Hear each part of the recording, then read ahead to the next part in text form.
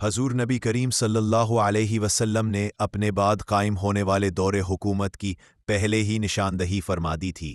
حضرت سفینہ رضی اللہ تعالی عنہما روایت کرتے ہیں کہ حضور صلی اللہ علیہ وسلم نے فرمایا، میری امت میں خلافت 30 برس تک رہے گی، پھر اس کے بعد ملوکیت ہوگی۔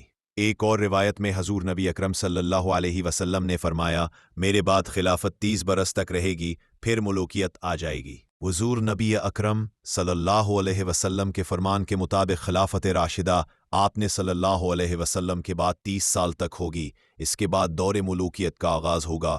خیر و فلاح پر مبنی طرز کے بعد دور ملوکیت کا آغاز ہوگا۔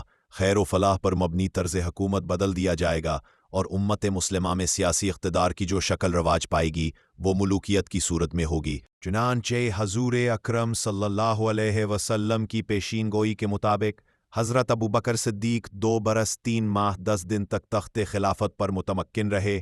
خلیفہ ثانی حضرت عمر فاروق نے 10 برس 6 ماہ 4 دن تک اس منصب کو زینت بخشی۔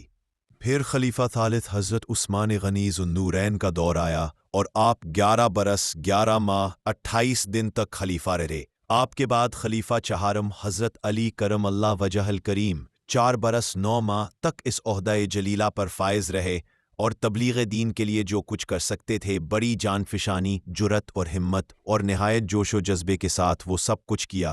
آپ کی شہادت کے بعد آپ کے صاحبزادے حضرت امام حسن نے یہ عہدہ سنبھالا اور تقریباً 6 ماہ منصب پر فائز رہے۔